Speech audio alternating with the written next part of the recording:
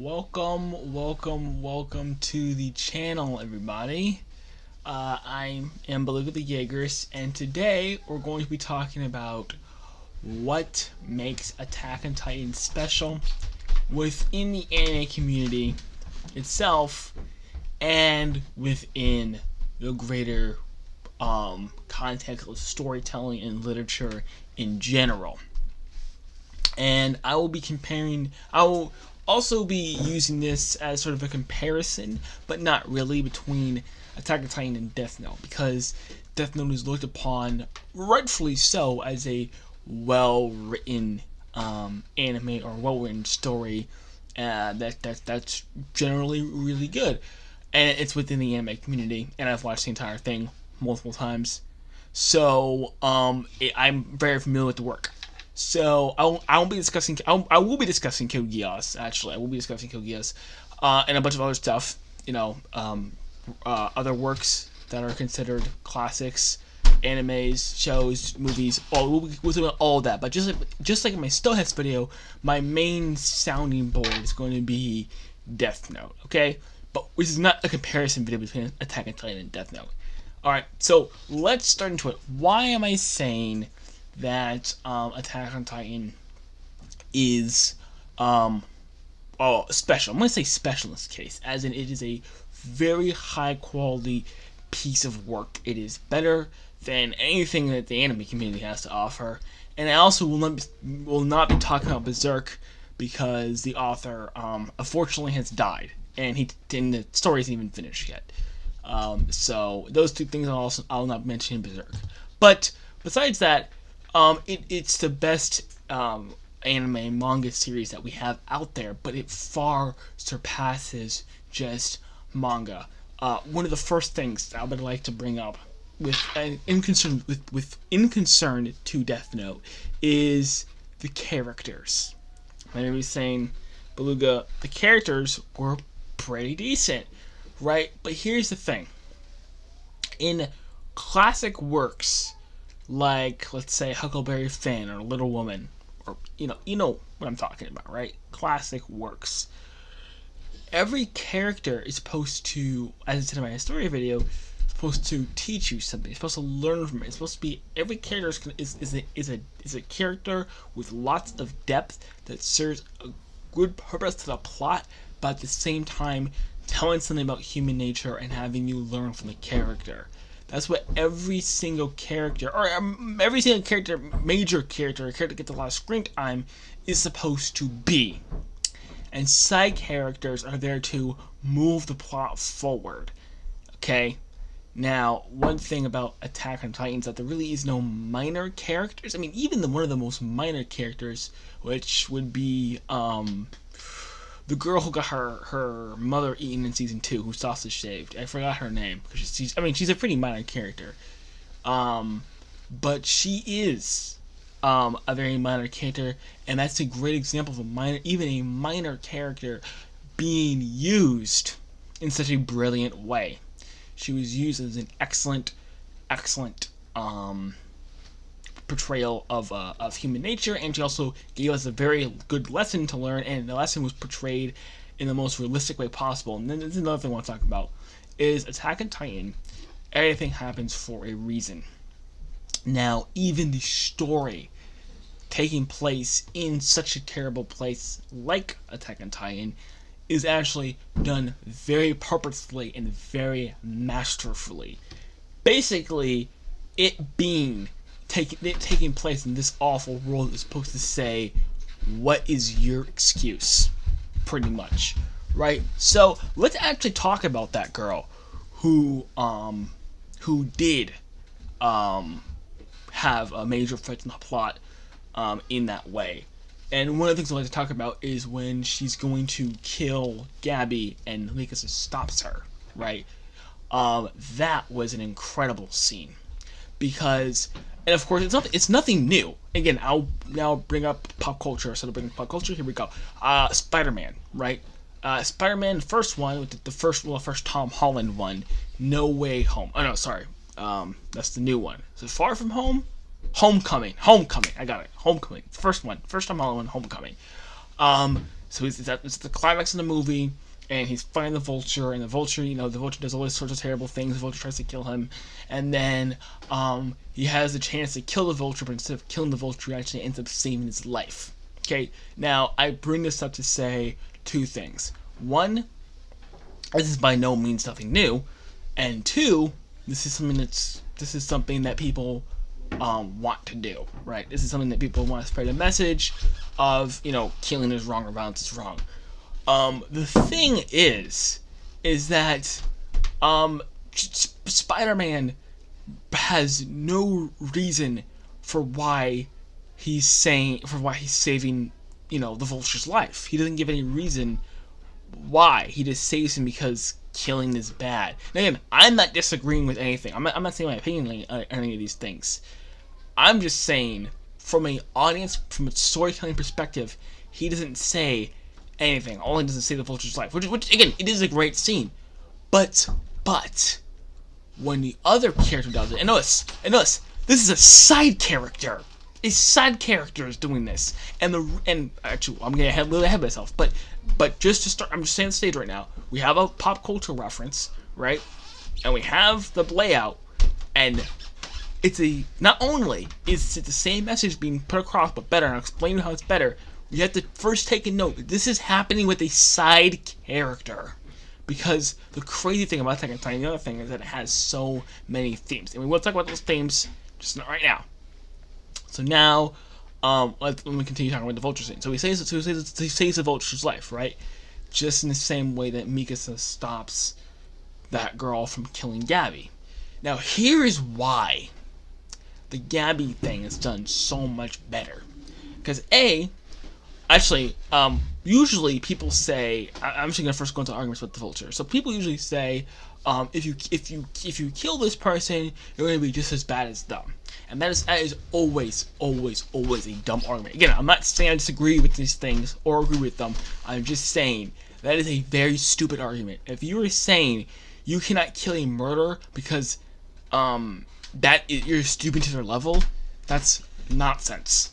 If someone has killed 3 people and is going to kill another person, you are now killing a guilty person. So you're not really killing a person. It's like you say, oh, I killed 1 person to save 4. You kill a person who's a dangerous, bad person.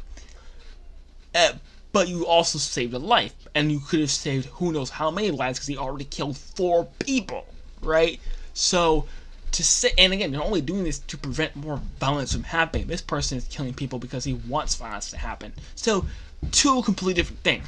But Attack on Titan doesn't do this. Attack on Titan goes the completely different route and a completely realistic route because, again, this takes place in the cruelest world imaginable, where her mother was eaten at a young age, and then she finds out that not only was her mother eaten, the person, Gabby, was completely fine with it. Not only fine with it, happy with it, and was very, very good at spewing Marley talking points. I props to her for being able to spew all those talking points off the top of her head. She really was learning in class or whatever, but she was able to. She was reiterating these repulsive talking points about how the Eldians deserve to die and how this made up for what they did in the past and blah blah blah blah. And she's like, "My mother didn't do anything to you. What are you talking about?" And she's like, "Well, no, it's the same thing. You guys are all filthy." And this, of course, this has never happened to any of you people. The Vulture thing hasn't happened to you either, but this takes place in a very cruel than Marvel. Again, I have to say, because Spider-Man, he grew up he grew up pretty well compared to even Gabby and the other girl whose mom got eaten, right? So then, another side character who, this is his only scene besides sparse other scenes. I think he goes to the funeral and stuff, but this is pretty much his only scene, and he's never seen a horror film again. Remember, the Spider-Man thing happened between the main antagonist and the main protagonist, but now we have Sasha's father talking about shouldering the sins in the past and getting the kids out of the woods. Now it's the parents' responsibility to get the kids out of the woods. This is it's perfect. It's perfect because it makes sense.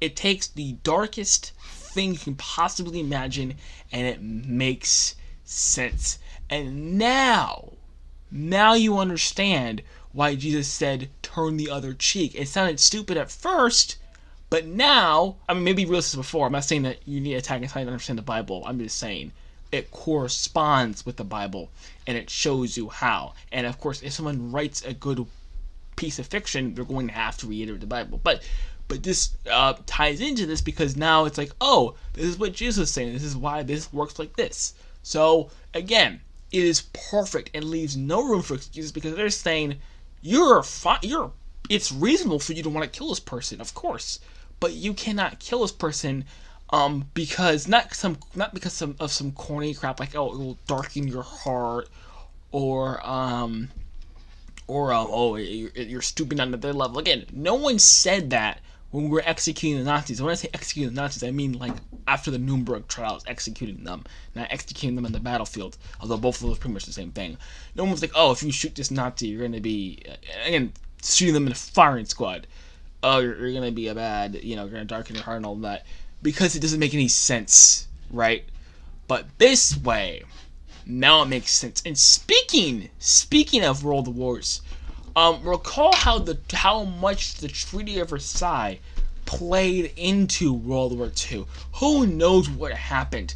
And it's a very, very big possibility that World War II would have never happened had the Treaty of Versailles been rejected. But since we were so, and I say we because I'm an American, and we're with the Allies, and I take credit for World War I and World War II, so we had this festering hatred towards the Germans. Again, rightfully so. That's the worst thing. Rightfully so. They did plunge the world into war for the stupidest of reasons. Very archaic, just want to take over the world and establish their Reichs and whatnot. So they were evil people who did evil things and killed a lot of people for no good reason. Right?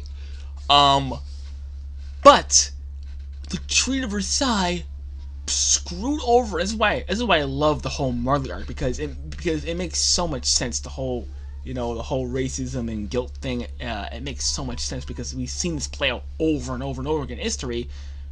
So with the Germans, the Treaty of Versailles happened, and we let our hatred fester to the point where we completely destroyed their economy. We made them play war reparations. We humiliated them on the world stage. We lowered their military, and then what happened next? Adolf Hitler rose up, and then we went into war for the second time. Had the Treaty of Versailles not happened, had we had listened to Woodrow Wilson, and again, this is not going to be a political video, I promise, but had we listened to Woodrow Wilson and not done the Treaty of Versailles, things probably would have turned out a lot better. But we didn't. We did not shoulder the sins of the past, and we pushed it along to the next generation, the greatest generation. And then, what happened. So that's, I'm just giving you, give you biblical examples, popular culture examples, and then of course world history examples. And Attack on Titan captures this beautifully. This is not even its main point. That's the crazy part. This is not even its main point. I mean, the cycle violence sort of is its main point, but it's using side characters, and it's using a character that you hate. You want to kill this girl since the moment you saw her. You want her dead. All of us wanted her dead. And some of us didn't. Some of us liked her at different. Some of us started to like her at different times. Some of you guys still don't like her, but it's the perfect example. She's completely in the wrong.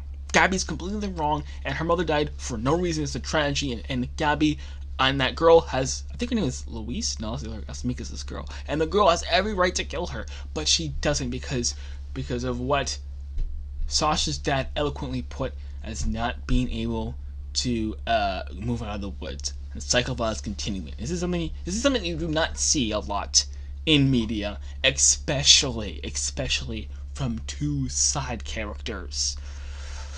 Okay, so that's one of the other things I wanted to mention. Now, let's continue the character thing. So, the characters are all done very well. Each character you can take away from something, and we're gonna go back to Death Note.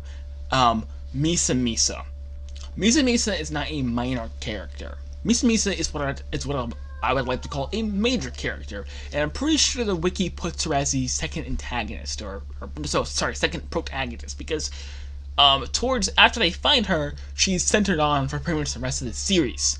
Now, Misumi's character is a complete disaster, and it is, how do I put this? It is, it represents the anime community very, very well. Okay, and again, Misumisu was supposed to be Historia, but then we saw what happened there. Misumi's character, you take nothing from her. You take no lessons from her. You take no personal lessons, whatsoever from her in any way, shape, or form. She is a completely worthless character. I mean, she does move the plot forward, in that sense, yes, she does move the plot forward. But most of her lines are completely worthless. Her screen time is completely worthless. Everything about her is worthless. Okay, except for the occasional, she uses the eyes and stuff. Spoilers for a show that aired, what is this, 15, 16 years ago? But she uses the eyes and whatnot, and she moves the plot forward, but her character is completely meaningless as far as her actual in-depth character, okay? You take nothing from her in any way. Attack on Titan, however, again, we're picking on the anime community now. This is not something you really see in pop culture. I mean, maybe you do, but usually in anime you see this, where it's usually a female character that is just completely worthless. It has nothing to do with anything, right? I think Midnight's also an example of that in My Hero Academia. Just a completely worthless character that does nothing. That you take nothing from them. They have no depth whatsoever. They're totally worthless. But Attack on Titan, every single, and this is why I mentioned the little girl and Sasha's father. Every single major character you get to take away something from, and they get proper character development, with the exception of Mikasa. And if you watch my Mikasa video, you already know why she did not get that proper character development, and why it was great for the story, when it was completely necessary, and why it was a very creative decision that was very nice. A very good creative decision that was very nice, I mean. But every character, from even Connie, and Connie's what I would like to call a minor character. Connie's actually a minor character. He doesn't show up on screen as much, as far as percentage-wise, per the other characters, but he's still developed properly. He's still very meaningful to the audience, and he does sometimes in small ways move the plot forward, and he does interact with other characters, and other characters do take away stuff from him, and vice versa, right? Again, if I went to every single character, this would be a very long video. I'm already at 17 minutes right now, but I'm going to try to keep this under 50 minutes. But we see his character development from the young goofball to the ruthless killer who understands the nature of war and sin, and eventually goes and stops Eren. Again, all my videos are spoilers from them, so I'm sorry if you just got spoiled, but don't come to that channel unless you've read up. But he eventually kills Eren, and so on and so forth. But he's a minor character, but you still get a lot of depth from him. No, well, not a lot, but you still get a decent amount from a minor character. And then, of course, we have Reiner, we have Ymir, and then we have Ymir Fritz, which is really, really good, and he gets a lot done in he's a very small window, because Ymir has to be, now look at the masteries about to pull. Let me explain something new. He had to make her a mystery, right? And they had to make her a mystery on top of a mystery. So her character itself has to be a mystery. We weren't supposed to know who Ymir was, and then Ymir's love affair we weren't supposed to know about until the very end. Because again, this is Attack on Titan. He has to have a mystery to the very end. If it's not a mystery, what are you doing? But so he is a mystery, and then a mystery on top of a mystery. But he is Isayama is so masterful that he's able to actually give us a very, very, very good personal lesson within this very short amount of time, while still having a mysterious character that has a bunch of lore behind her. That's the beauty of Attack on Titan. Only a very few people, except for Isayama, can do this. Only Isayama can do this. And again, you don't really see this in the anime community, right? And of course, Eren, that's another great. Do I really need to explain to you about Eren, about how you can learn from him, and how he has depth to his character, and so on and so forth, right? even Grisha, who's a very minor character, you still learn a lot from, right? And he moves the plot forward, so he's very good. Another thing that's anime only. Again, this does happen in pop culture sometimes, but in the good shows and the good movies, especially movies, it really doesn't happen. But really, filler. Anytime someone talks to me about an anime, I'm always able to easily dismiss it and easily destroy their arguments, because I always say, don't you guys have like 12 episodes of filler? That's like an entire season for us. And they're like, oh, yeah, I mean, yeah, filler. Attack on Titan has no filler whatsoever. From the opening panel to the last panel, the last song, there is no filler. Again, even the songs don't even have a filler in them. The end and the beginning songs. There's no filler whatsoever, and actually things get more meaningful as you rewatch, which means you have more time for foreshadowing and more time to move the plot forward. But other animes waste a lot of their time. One Piece waste a lot of their time with filler and hop of filler, which may be mildly entertaining if you're a baby, but does not move the plot forward in any way, and it's a complete waste of time. Like, have you ever gone to a movie theater and watched a really bad movie, and then walked out and said, what was the point of that? Or, like, what did I just spend 2 hours of my time on? It's like, it's almost an insult to your very being that you just wasted 2 hours of your time. And again, not that you couldn't be doing anything with your time. You were there because you had a break. But just the fact as a person, you just wasted 2 hours on nothing, expecting something. See, if you just sit in your house and do nothing, you're expecting to do nothing. But if you go to a movie theater, you're putting the effort out, expecting something to return, and then getting nothing, and then the show or movie has absolutely no relevance to anything in your life or the world whatsoever. That's what filler in anime is. And unfortunately, some people have to watch filler, have to wait a week only to watch filler, or wait a month to read filler. And there's no filler in Attack on Titan. Okay, now the themes is another thing that has to do with Death Note, because Death Note has one theme. Of course, most shows or movies have a lot of themes, right? But they only really have one main theme, okay? And actually, as I was picking on Spider-Man, I actually was subconsciously picking on Death Note, because most of the nonsense that gets spewed in Death Note was actually what I was attacking when I was attacking the Spider-Man Vulture scene. But and of course, actually, while I just mentioned Spider-Man and the Vulture, also note the Isayama's willingness to have his main character, the good guy, well, maybe not the good guy anymore, but the main character, do these atrocious killings. Even in Liberio, right, we see that he viciously kills innocent civilians. But he's still the guy we're rooting for in Liberio. And I don't care if you're Jaegers or if you're for the Alliance, you're still rooting for him at Liberio, unless you split off a long time ago. But he still was killing innocent people, and that's just the genius of Isayama, because sometimes the hero, I mean, it gets messy, right? Take again, let's just World War II as an example. Yeah, we were the heroes. We saved the world from those from the Nazis and from the Japs. But what happened? It was very, very, very, very messy. And there's another current war happening right now where somebody is doing a good thing for other people and for the world, but it's getting very, very messy. I'm not going to talk about it because I don't want my channel demonetized. But again, that's just something really cool about the Attack on Titan. You don't see that in anime, you don't see it in pop culture, and it's a sign of a good work. But let's talk about the themes. So the themes, usually shows would have one overarching theme. Now, overarching theme in Death Note, which is what I'm picking on today, is the morality of killing, right? Or the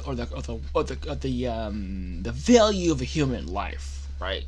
So we're all cheering on, like when he kills those rapists, right? But then again, and the author does this very nicely. And then we start looking at like the side and be like, okay, this is getting way too much. And now you're just toying around with these people.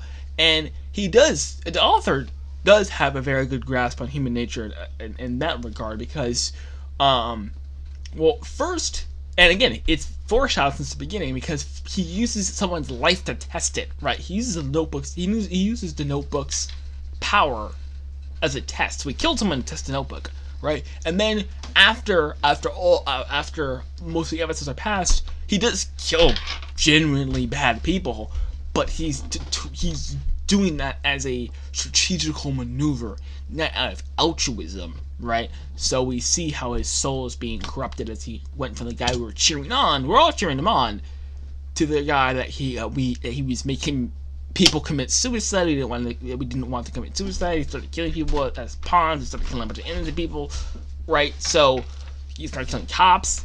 He lied to his dad, right? So he became this dislikable person while still remaining to his principles, which is pretty much what Eren did, only better, of course.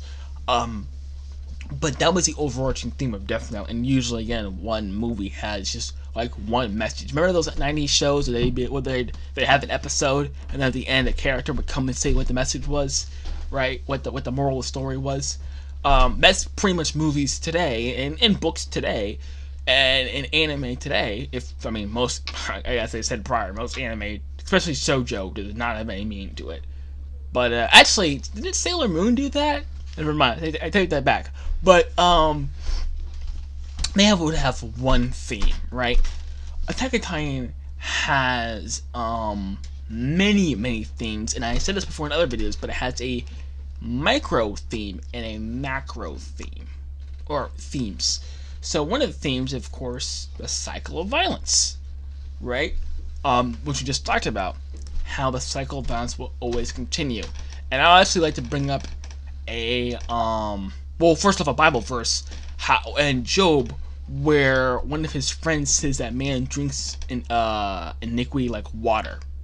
And of course, in Isaiah, all your good deeds are like filthy rags. And of course, we have the doctrine of original sin. This all to say that no matter how good a person may look in a certain situation, or how much of a victim a person may look in a certain situation, they're still incredibly evil people, right? We could also bring up a real life example if we want, real life proof, which is another people group. Those of you know what I'm talking about know what I'm talking about. But I'm sorry if you don't know what I'm talking about. You're going to have to look into it, or just take my word for it. There's a certain people group that was very, very heavily and oppressed in disgusting, horrific ways that should never be repeated. You're oppressed by a certain group. That oppression stopped. They got their own nation, and then they started oppressing other people in vicious ways. Not as vicious as they were oppressed, but they were oppressing people a lot, and they're killing a lot of people, and they're just very bad people. But they were the victims before. You felt bad for them, but then the cycle of violence made a complete circle, and now they are the oppressors, right? So they went from oppressors to victims. And again, if you know what I'm talking about, you know what I'm talking about. But that is your real life example, right?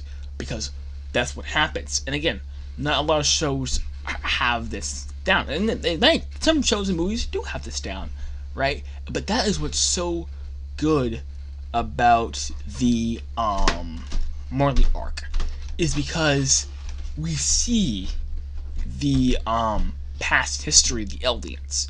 So we see, man, these guys are scummy people. I mean, this is disgusting. And that king, what is wrong with that guy? And then you see the Marleyans.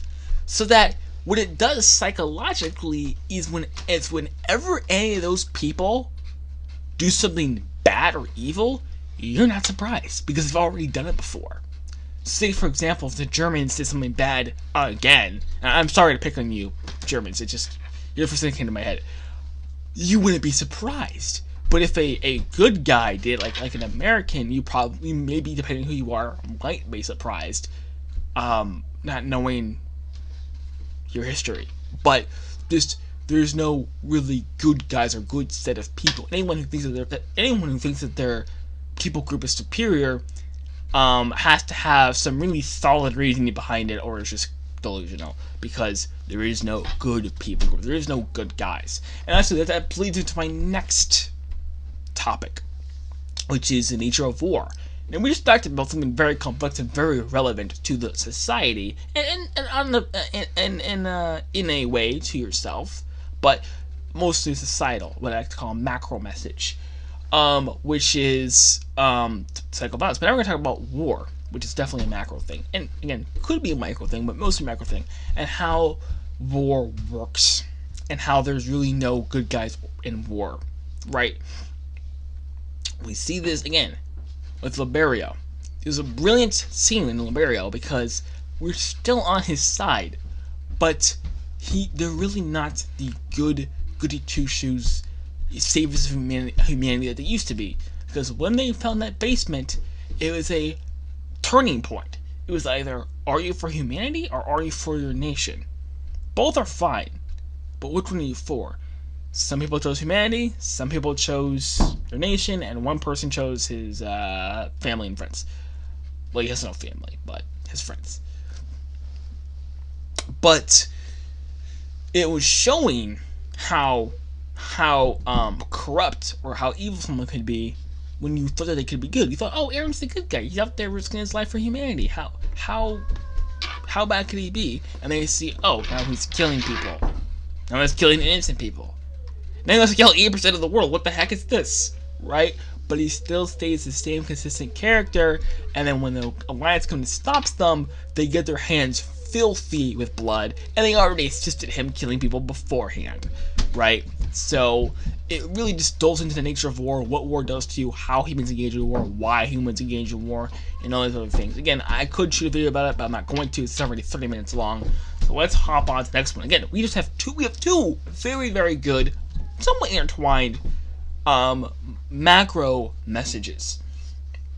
And the next one is about freedom, which is the micro message. And this is, again, am I wrong? A major theme. Psycho violence is a major theme. War is a major theme, of course. But freedom has got to be the OG theme, right?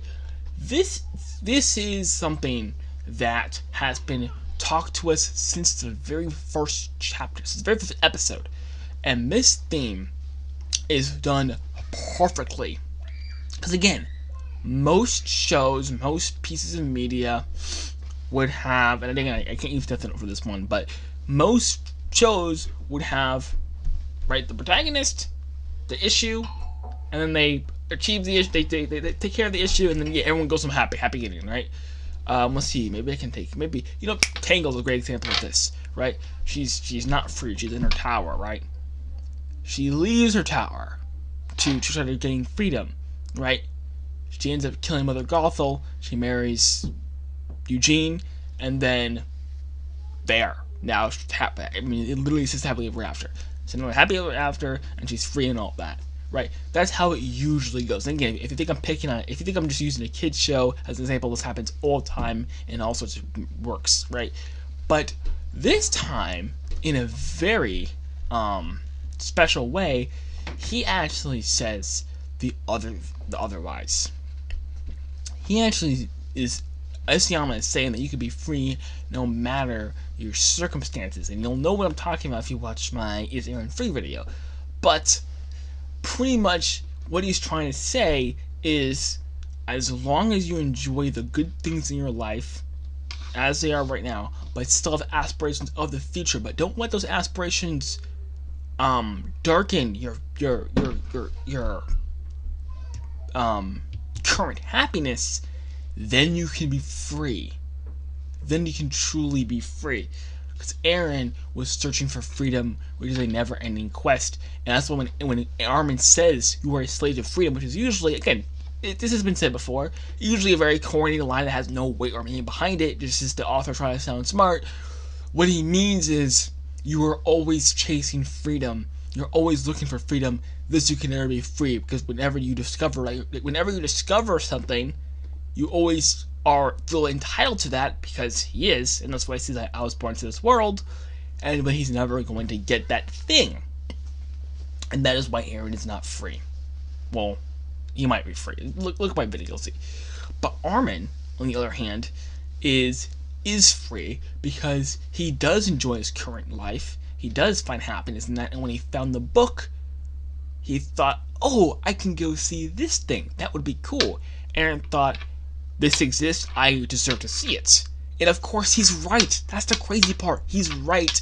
It is his right to see the ocean. He was born to this world just like you or I, and the man was on an island, for goodness sakes. Of course he should see the ocean.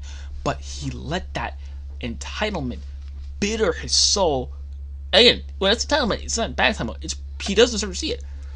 It embitters his soul until which he cannot enjoy his current life, because all he wants to do is see the ocean, and then when he sees the ocean, he's like, okay, well, what's beyond that ocean? So he's never actually free. Okay? But Armin is, right? So, again, beautiful lesson, because again, if Armin is free in Armin's messed up world, how are you not happy? Why are you so unhappy? Yeah, maybe you're stuck in a bad job. That really sucks, and you honestly deserve better. But you can still be free within your bad life. Again, Attack on Titan puts weight behind this because it has 3 seasons of pain and suffering, marked by retroactively by 3 seasons of happiness from unhappiness and sparkly-eyed from Armin. Then in 137, he fully explains the thing. So when he has this one conversation, everything in you clicks and then you understand. It's beautiful. It's perfect. And it makes a lot of sense. And again, it's a lesson for yourself that you can take and actually learn from. Again, this is a major theme. So we have 2 macro lessons, or maybe you could say 1, and then a micro lesson. It's incredible. Another thing with trauma, this is more of a minor thing, but it still is very deeply explored. Mostly through Reiner, but again, it is explored a whole bunch of other ways. So pretty much let's say the PTSD side of war, and just trauma in general, is like with Reiner. He was traumatized by not being accepted by his mother, growing up in the world that the Eldings grew up in. Oh, and his father too. He also wanted to be accepted by his father, and so he became traumatized, and that contributed to his his 2 personalities thing. And then we have Connie, who we see this bright, jumping, gleaming boy who used to fool around in training camp, then go to war, see his friends get killed, and then kill his friends himself. And so and we see his character slowly grow and start to understand things about the world that he didn't understand before. He was angry at Eren for laughing. Then he understands, oh, that's why Eren was laughing. He wanted to kill and punish Annie. Then he realized, oh, that's what Annie was going through. He gains a deeper character. Armin, same thing. We see this bright, sparkly-eyed boy. Never lost that sparkle in his eye, but still was slowly corrupted. He had to kill human beings. A bad one, right? It was fine for him to kill him because it was in self-defense, right? But then he starts killing other human beings, and it starts to take a toll on him.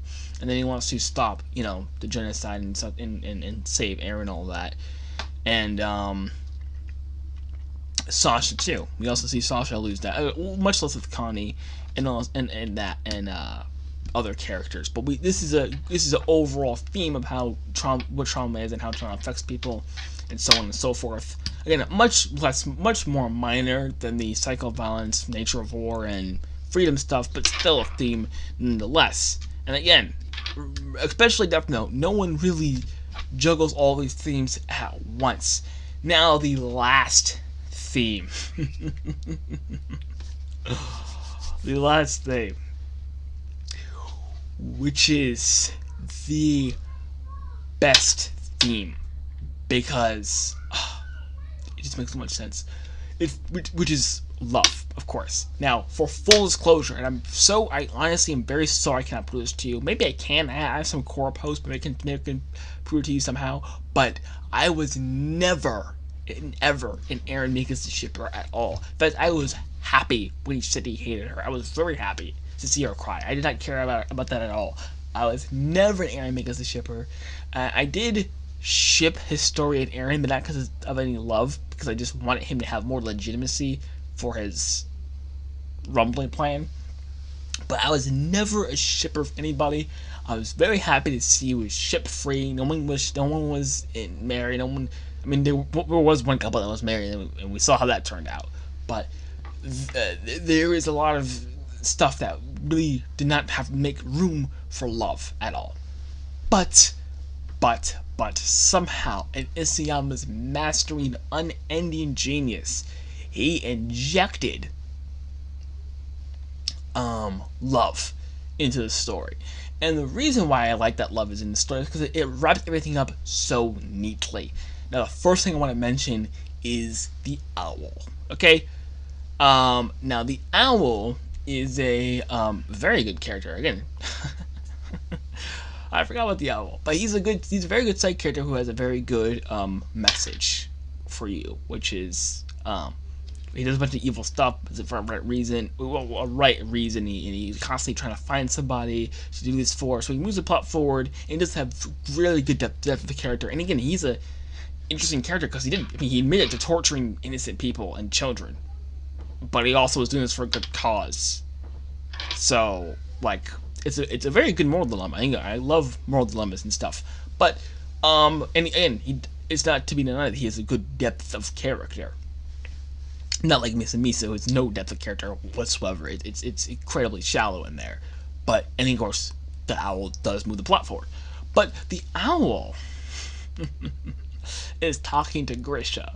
And again, this takes place in the worst possible world you could possibly imagine. So much evil, so much hate, so much violence, so much bloodshed, so much heartlessness and ruthlessness. You're really seeing the ugliness of human beings coming out in this story. Again, all realistic. All this stuff is incredibly realistic and has happened many times before. In fact, I was actually reading something that there was a period of time. I don't remember the exact time, but it was thousands of years.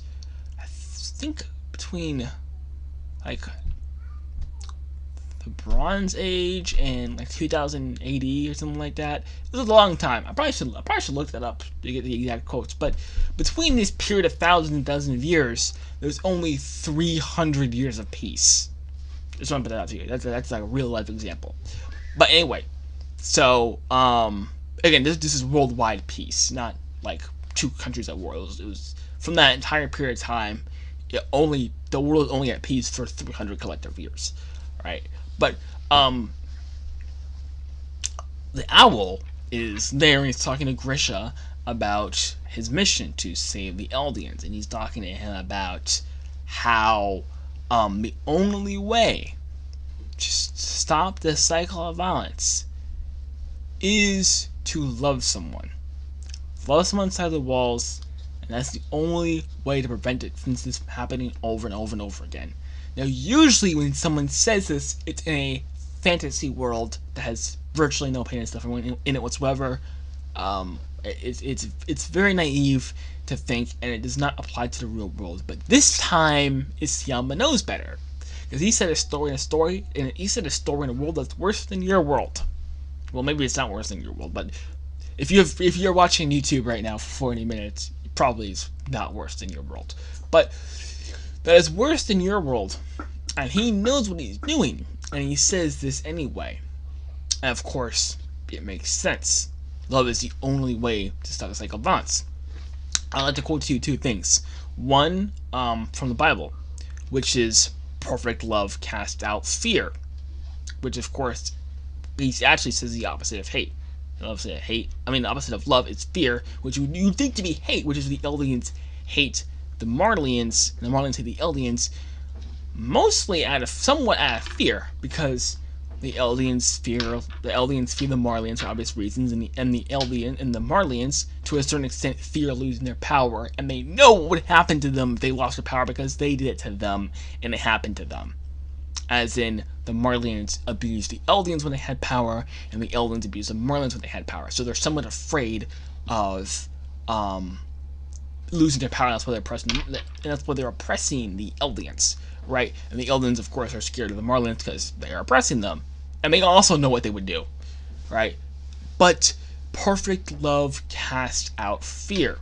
Another thing, if maybe you don't like the Bible, but Napoleon Hill who interviewed, I think, like over 100 very wealthy people, the pinnacle of success, and to find out what was the secret to success.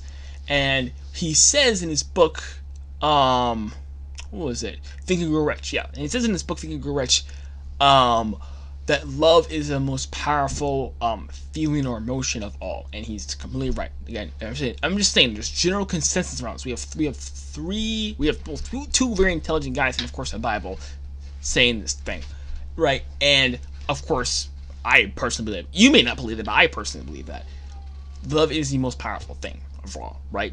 We're talking, and again, this is usually said in a very corny aspect. Usually said in like rom-coms or something. It's very dismissive and it's very naive. But he's completely right, because if you love someone inside the walls, that will eventually stop the cycle of violence, and then it can burden the sins of the past and all that stuff. And also, on the flip side, not only that's the solution to the cycle of violence, on the flip side, Aaron's motivation is the best motivation ever. Again, you can have whatever motivation you want in your show. And again, I'm going to be picking on Death Note now. So, you can have whatever motivation you want in your show. But love is I cannot think of a better motivation than love, if I'm being completely honest. But in Death Note, what's the goal, right? His goal, he wants the world to be a better place. Understandable. And like most people say, they want to make the world a better place. He usually goes completely AWOL and he goes nuts and he does a whole bunch of evil stuff. Right? That was his motivation. We can say his motivation were power and L. I'm so sorry. I keep confusing L and Light. Light's goal was making the world a better place and power. Right? Pick one, choose one, maybe mix them together. I don't care. Those were really his goals. Right?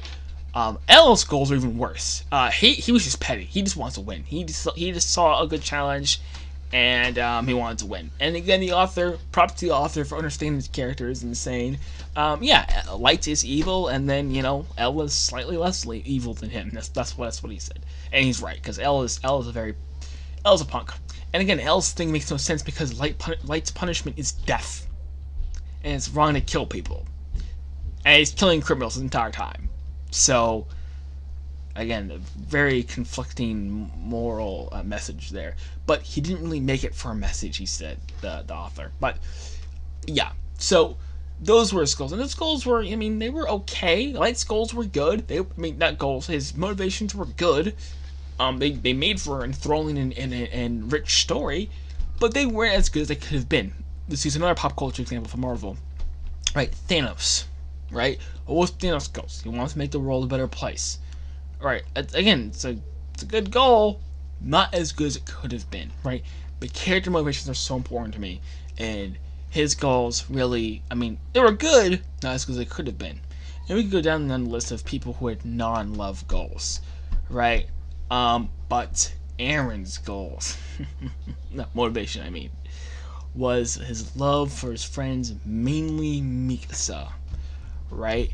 And this, I just don't know nothing I can say about this. I don't really have a long spiel about this, but I just really love and appreciate that it was not patriotism. Again, I totally respect patriotism, for sure, 100%. And he had every right to secure the future of his nation and help his nation and all that stuff. But the only thing better than love of country, well, it's two things, but the only thing better than love of country is love of family. That is you can only go up from there. There's only one other thing that's better than love of family, which is obviously is love of God, but love of family is so important, and it's so good, and that's why his character motivation was so incredible, and I just really liked it. It was good. Isayama pulled that reverse card on us. It was not about patriotism. It was not about being free. It was about his friends, and mainly Mikasa, who he had a romantic interest for. That's what I liked. And again, on the third reason, we're going really deep into this. Again, who does this? Who has threefold, I don't know what to call this, but threefold on the theme? Who does this? No one, right? But, one last one, which is Ymir. Ymir and Mikasa which was an incredible, again, micro message for women, but also everyone else, about how to love properly. That's Ymir's whole thing. That's Ymir Mikasa' whole thing. How to love properly, right? You can love someone, just love them properly, right? Because Ymir loved King Fritz in a way that was damaging to herself and was damaging to the rest of the world. She should have loved him from afar, as I say. She should have loved him, but she should have gone on with all this crap and continue to Titans and continue to serve him and all that sort of stuff. She should have sought her own freedom and not have been, I hate to say that, but simping for him and doing his bidding when, she had children, she had herself to take care of and all that other stuff. And again, Mikasa shouldn't have been, just slaving away for Eren this entire time. She should have been living for herself, as Ymir taught her, Freckles Ymir, taught Historia how to live for yourself and how to take care of yourself. And of course, Mikasa learns this lesson, followed by Ymir. So that's actually 2 micro lessons. Again, in one theme, right? We have a threefold theme. It's really, really good. It's incredible, and it's the best thing you can possibly do. I cannot think of any theme or any motivation better than love. If you could think of one, it's probably gonna be more shallow, right? But that's just the best. I love that one. It's very, very good. Another theme, and I'm sorry, I tried to say the love one for last, but I actually forgot, which is love. Not love. Sorry, walls. Attack on Titan is a story about walls, and we see the walls in the beginning of the story, which separate them from freedom. But the walls also I think they go threefold. We can talk about the walls that Eren puts up for himself and people put up for themselves, which is going towards freedom, right? Eren did not let himself enjoy his current life because he was so pissed off about not seeing the ocean. He put up a wall between him and freedom.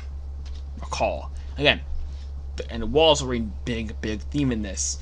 Then there's the emotional walls that you have to go through, which is pretty much the same thing. And the same thing that Ymir was in. She's pretty much in a wall of her own love for King Fritz, and she had to break out of that wall to be free and to rid the world of Titans and so on and so forth. Same thing with Mikasa, same thing with Historia.